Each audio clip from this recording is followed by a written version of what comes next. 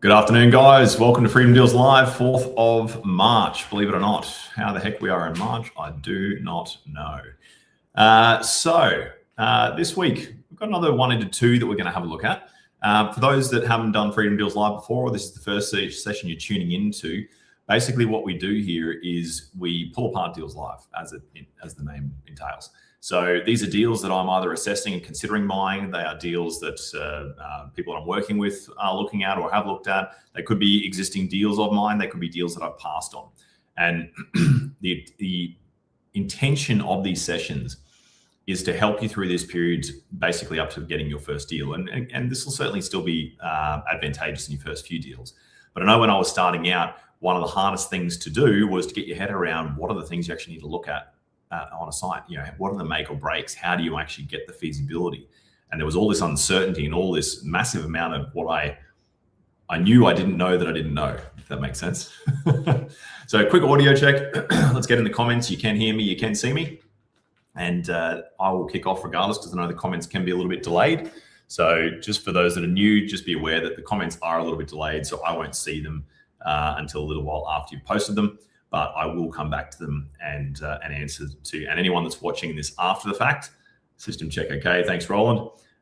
Anyone watching this after the fact, if you post comments or questions on YouTube, I will see them and I will respond to them. Definitely not immediately, but I will respond to them. So that being said, let's kick off. So, all right, well, Roland, you've already volunteered yourself. What do you see, mate? What are the first things that stand out to you on this site, just from the aerial alone? So, as I've talked about in the past, the aim here is to actually start getting you guys proactively seeing these steps ahead of time, instead of me telling you 1, 2, 3, 4, 5. And you know, if you think back to school in the classroom, when it's explained to you, everything kind of tends to make sense as long as the person has explained it, you know, pretty well. On the other hand, if you're sitting there on your own and you've actually got to come up with the questions, and you've got to come up with, what am I actually looking at here? What information am I trying to distill? What is my objective here? That's a completely different brain path. So that's what I'm trying to get you in the habit of doing, is look at this site. What are the things we are looking at immediately? What are the things that stand out to us immediately? And then therefore, what are the answers that we need to seek? Okay. So on this side here, straight away from the aerial, there are a number of things that pop out to me. I want to see what comes to you. So Roland's saying it's under 10 meters of frontage. That's correct. So what have we got in frontage? We've got 15.47 meters of frontage. Okay. House in the middle of the block, lots of trees, overhead power. Okay. So it's referring to the overhead power lines here that run across the block here. Something I noticed there immediately, though, is we definitely have a power pole right here, because obviously it's going across the street. So if overhead power is accepted, then we have a decent connection here for a new block, if we can create a new block just here. But if there's another block here, then how's that one being serviced? That's a question we've got to answer. Okay, so we've got overhead power, we've got a narrow frontage, and what was your other point there? Houses in the middle. So yeah, so basically, if anything is going to happen to this site, if there's going to be any kind of development on this site, it's going to require demolishing the house. Now, that's, you know, not an ideal start. In smaller developments, like there's so much value held in the house. So it's not to say it doesn't happen. I've done plenty of 1 and 2s where I demolished the house. But the point being is, often you'll find the great deals are where you've discovered a way where you can keep the house, so therefore we can retain that value. So let's just have a look at what this house looks like. All right, now I'm pretty sure that's us there. So looks like a high set, probably not legal height, brick on the bottom, timber on the top, pretty standard for this sort of area. All of these trees at the front, but none of them are substantial. Like, yes, they're taller, but as in we're not talking gum trees that are a meter thick at the base that the council's going to want to keep or anything like that. And you know, it's mostly just bushes and shrubs and whatever. So the other thing I'm looking at there too is not overly complicated or expensive to get rid of. You know, if you've got substantial trees, that can, not only if you can get rid of them, it can be expensive, but potentially the council can say they need to stay, and you can get problems with neighbours. Trees are an interesting one with neighbours. There'll be ones where people will be celebrating that you're getting rid of the massive tree in the backyard that's been dropping stuff in their yard for years and years and years. I was at a friend's house on the weekend and they've got this magnificent tree 2 blocks away from them, but it's in inner Brisbane. All of these properties are like packed in tight around this. I don't know what it is, but it looks like a massive oak that belongs in like a Disney cartoon. Stunning, but just they shouldn't have allowed development around that thing to the extent that they did, because if that thing falls down, it's going to crush a house. But then you'll get other people that will be adamant about protecting trees. And don't get me wrong, I am all for protecting trees where it can be done and where it's appropriate, but just something to be aware of on the financial impact that it can have on a site. So I don't see any issue demolishing the house. I don't see any issue clearing the site. None of those are significant trees. All right. But Roland raises a good point in that it's a narrow frontage. So 15.47 meters. So very common in this area is that, as in like the Brisbane area, is that 10 meter frontages are your minimum, historically anyway.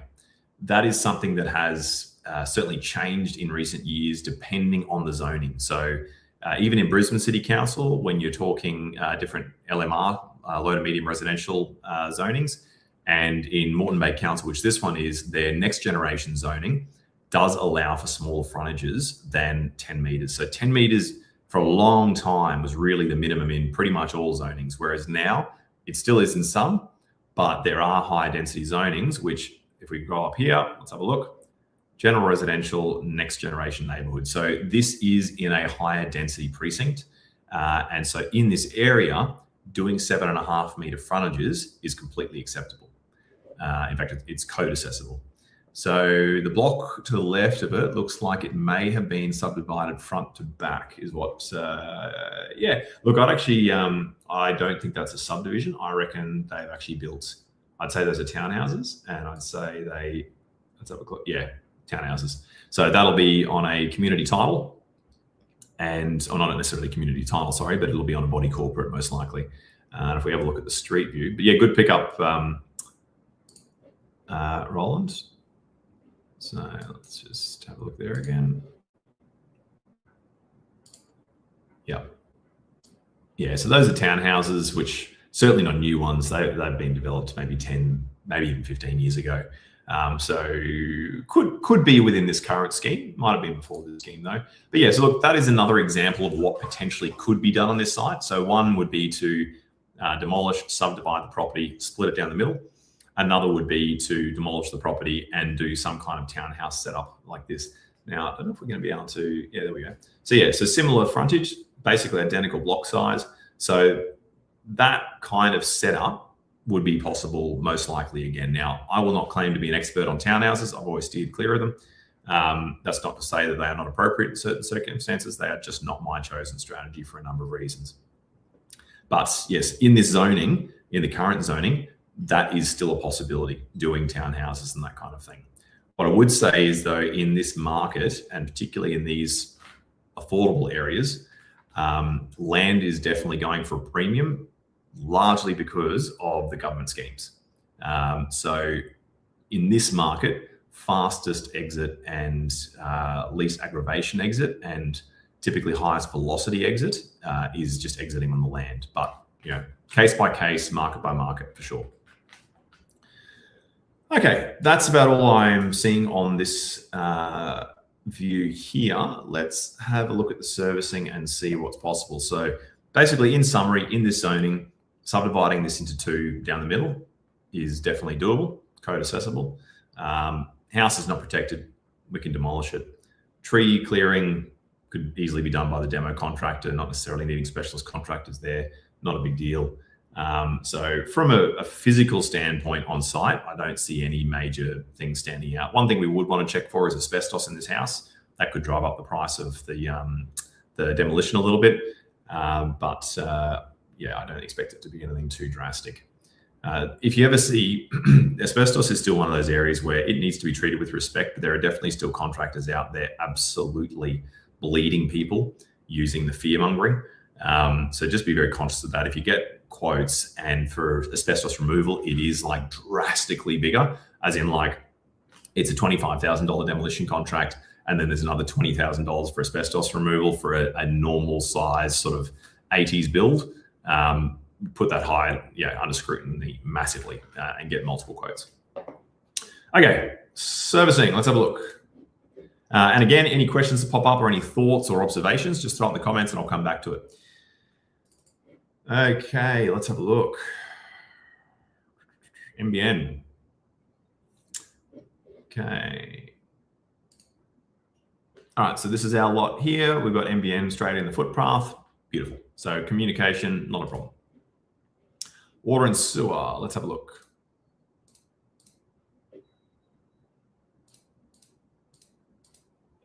Okay, so sewer is actually within our property, within our subject property, right at the front, which is pretty damn beautiful.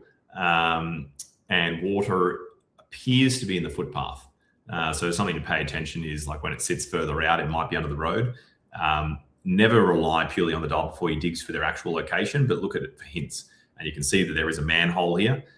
So that's something I'd want to locate on site to determine, is it on the footpath or is it on the street? Why? Because the cost is substantially different depending where it is. If it's on the footpath, that is probably a standard connection and relatively cheap. As soon as it's out on the road, you're now talking disturbing bitumen and probably traffic control and a whole lot of flow-on effects. And all of a sudden it goes from maybe being a $5,000 connection to a $15,000 connection or more.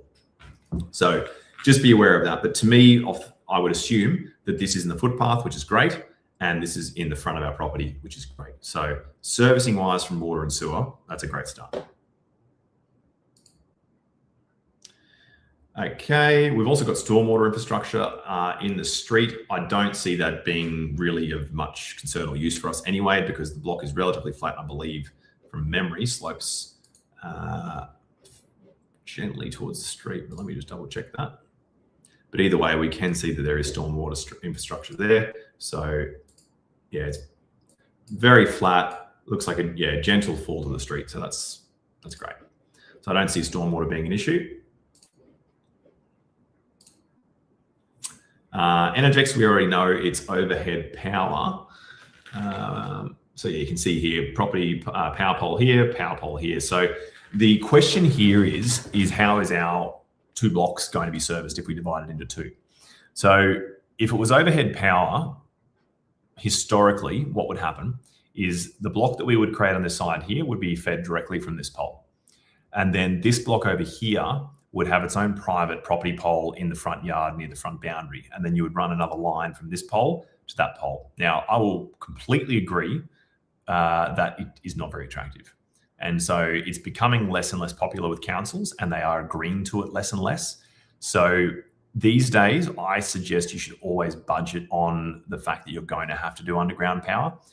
If you get away with doing overhead power, if that's desirable for your development, consider it a win. But I would strongly suggest assuming that you have to do underground power, especially if you're keeping the asset. It's much more attractive. So that's power. We've got no issues there. Gas, I don't think they have in this area. So let's double check. No gas assets. Telstra we don't care about because we've got NBN. Okay, so bottom line, water and sewer, no problems. We want to double check where the location of the water is. Is it in the footpath or is it in the street? But it looks pretty good that it's going to be in the footpath. And power, we're going to assume that we have to go underground. The good news is the power pole is on our side of the street. So there's no passing under a road. There's not a long run or anything like that. So it should just be running from that existing power pole, which should be relatively cost effective. So I'm not expecting a drastic cost there. And stormwater block slopes gently towards the street. So legal point of discharge does not appear to be an issue either. So as far as servicing is concerned, this looks like a really sort of plain Jane site, which is great. That's nice. We don't like complications. Okay, let's have a look at the numbers. All right, before we go numbers, what are you learning? What have you seen? Have there been any aha moments? Have there been anything that I've said that you disagree with or you want to challenge? Again, if you want to get the most out of these sessions, don't sit there quietly.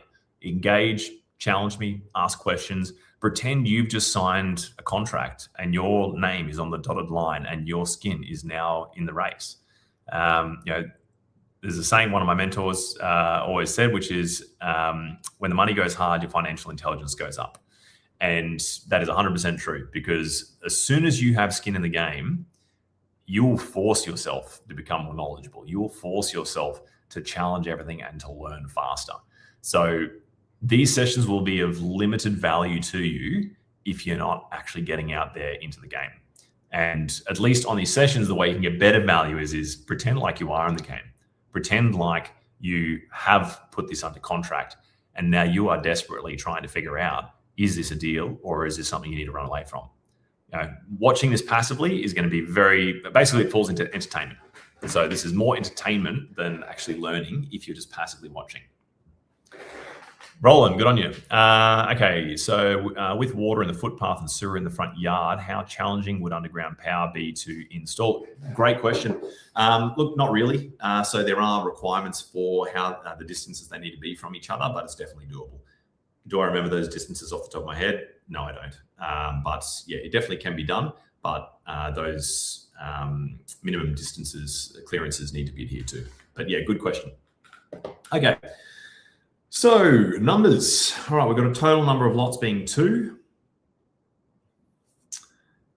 Settlement time frame. Look, I'm just going to make it 3, so we've got an 18-month situation there, because as I always say to you guys, for your first subdivision, that didn't do anything. For your first subdivision, I would always recommend never working on less than 18 months. Now, can it be done faster? Yes, it can. Okay, we've got some 1 into 2s that we're doing at the moment, and from contract to titles, we'll probably actually achieve it in under 12 months. But it can, number one, I've been doing this for over a decade. And number 2, my first one took well over 18 months. So there's a big difference there. Also, those ones have gone swimmingly. They don't always go swimmingly, okay? So I would always suggest for your first 1 into 2, work on 18 months, regardless of what you think you can achieve. Okay, so we're going to allow a 20% contingency on construction, which currently calculates at 16 grand. We'll come back to the purchase price. Okay, so sewer connection within the property and no addition. So we've got that estimated at about 6,000. Water connection. Now, I've got this auto-populating, and I actually don't believe that's correct. I think that's overstated. But you know what? I'm going to leave that in there for now. I would estimate that the water and the sewer, looks, it's probably not bad having it that way anyway. I was going to say water and sewer together, I'd say 10 to 15. And obviously that together is allowing 15. So that's not a bad overall. Stormwater is basically nothing because we don't have to do anything there. Power and telecoms, this is something I don't actually think it'll be that much, but this is something we're challenging at the moment. Oh, actually, sorry, we've got the quote back, 14 grand. There you go. So 14 grand basically for running the power from that power pole to most likely one green buoy in the middle of those 2 properties. And then both properties feed off the green buoy. House demolition, we've allowed 35.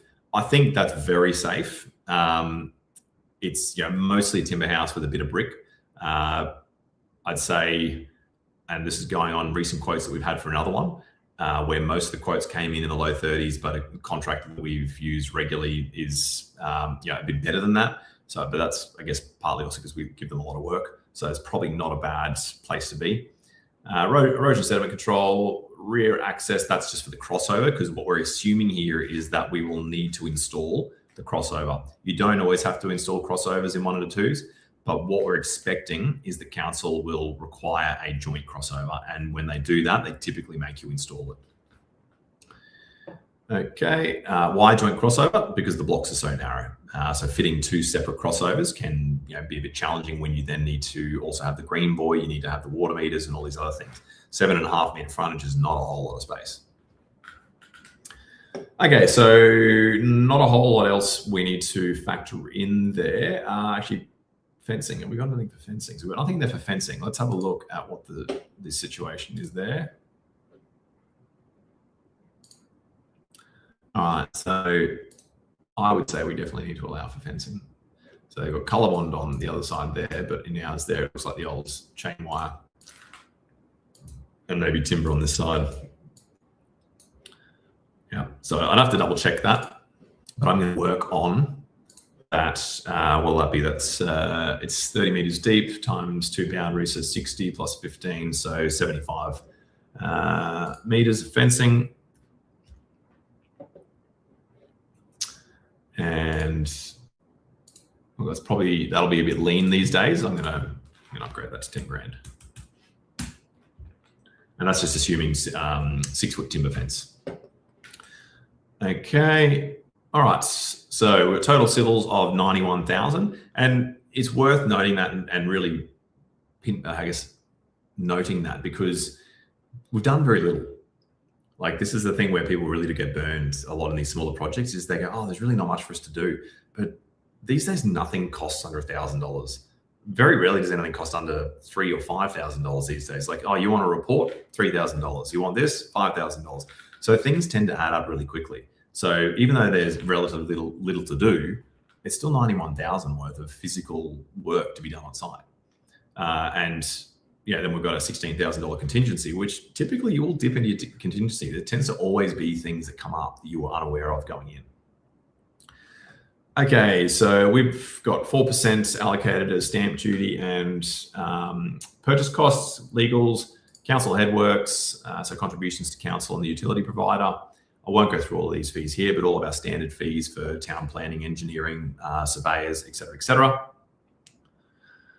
and marketing, accounting, et cetera. Real estate commission, we're working on 2.8%. That's including GST, so 2.5% plus GST. Okay, now what we've had these blocks appraised at, believe it or not, in this suburb is 660.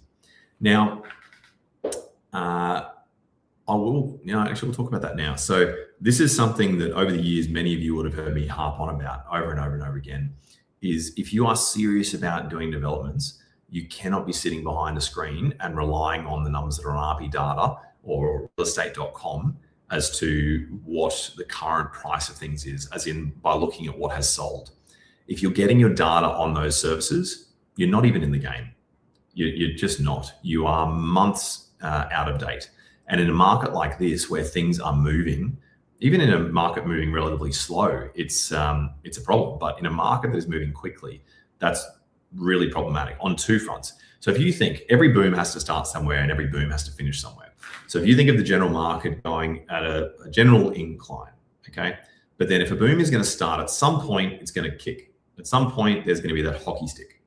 Now, if you are working on, if this is where the market is, this is time now, and you are looking at published data, you are looking at the data from back here. So when that hockey stick happens, you are still working on stuff here, wherein the market is here. So right there, you miss opportunities because you are working on data that is outdated. Others are working on the real market data, which enables them to pay a higher price for the site. So this is often where you can pick up great deals, because if you've got your finger truly on the pulse, you know that the market's kicked up 5 or 10%, which in land, 5 or 10% can happen like that. It's not like established housing that tends to move slower. Raw land can move 5, 10, 15, 20%, like almost overnight. So you need to have your finger on the pulse to be able to see that. The reverse is also true, that if you are not finger on the pulse once you're in, or actually even before, if you're still on the buying, when the market kicks over, well, I'm gonna make my, so if you're working on published data, you're working on the data here, but the market's already down here. Now you're way overpaying for sites. So no matter which way you look at it, it's absolutely crucial that you are not relying on published data.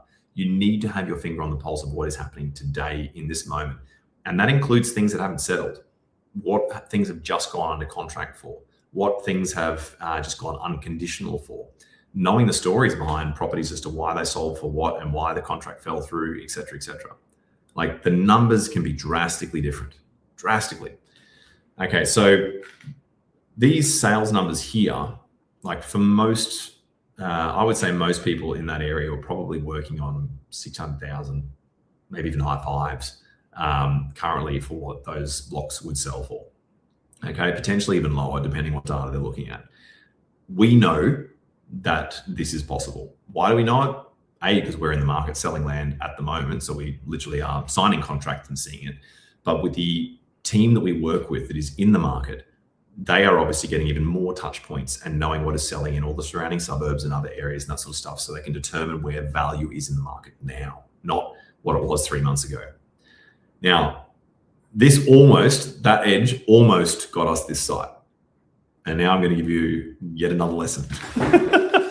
So everyone else was sitting, I think, in the high 7s for this site.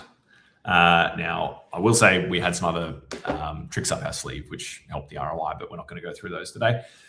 But so I think where we were, originally, I think 790 was about where we're comfortable. As I said, not because I was comfortable with 17%. I was not, but I had some other things which bolstered it. So at about 790, whereas the others were a little bit lower than us.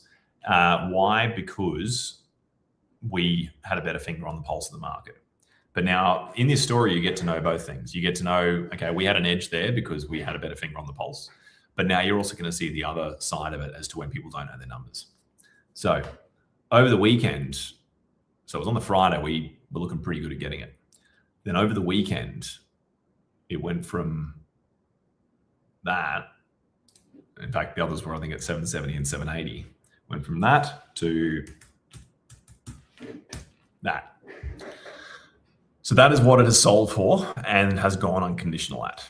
And the story that we've been told by the agent was 2 young fellas that really wanted to do a development. Okay. So the 2 young fellas that really wanted to do a development have just bought a site on a 10% ROI. Now, do they know that they bought it on a 10% ROI? I highly doubt it. I very much doubt it. And even if they do know they bought it on a 10% ROI, that's concerning as well. I hope that they are lucky. I hope that they get out the other side. But then at the same time, long term, it could be possibly the worst thing for them, because if they get away with it, it encourages the behavior and eventually you get burned. Because see, the thing is, in markets like this right now, we look back at this pricing. Why is this pricing like this? One reason: government grant. Because the government grants at the moment work up to $1 million in this area. So that is the threshold.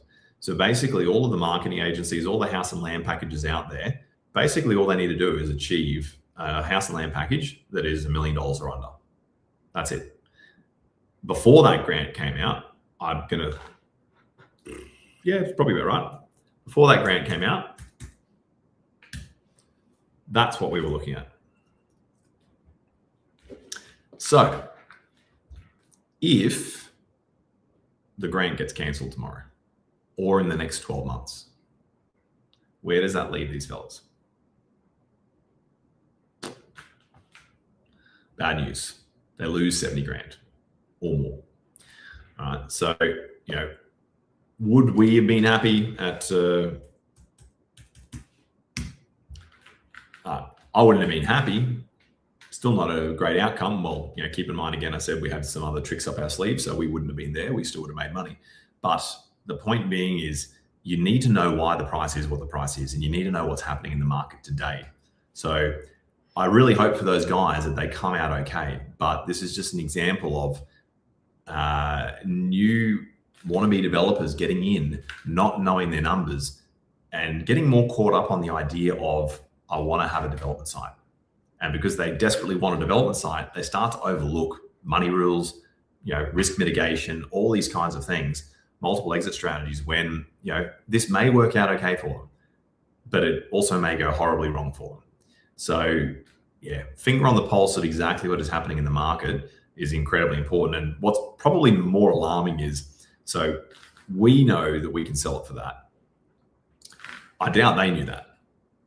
Unless this is just demonstrating, I guess, what ignorance in numbers can do. Like, let's say they were working on those 6s and they paid $850 for it.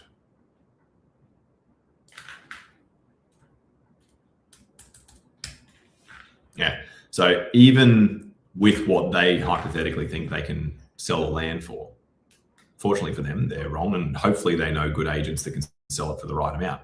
But they've unknowingly probably bought a site really at 0% margin based on their own assumption of what the things can sell for. Now, on my end, my screen is frozen a little bit, so I hope it hasn't on yours. But so I really hope that drives the point home in that it's so important to know your numbers, and it's so important to have your finger on the pulse of what is actually happening today. So that's it from me today, guys. Any final questions, send them through. Otherwise, we will make it a wrap. And I hope you got something out of that. I hope there was some key learnings. Thanks, Roland, for, yeah, screen's a bit jumpy. I'm seeing it on my side too. Yeah, I'm not sure why it is, but it's, hang on. I don't think it's going to help, but why that is. But anyway, we got through it, and the key messages have gone through, but we can hear you okay. Yep, awesome. Great. Okay. Thanks, guys. That's me for today. If you come up with any questions, just put them onto YouTube in the comments, and I'll get to them when I get to them. Chat soon. Thanks.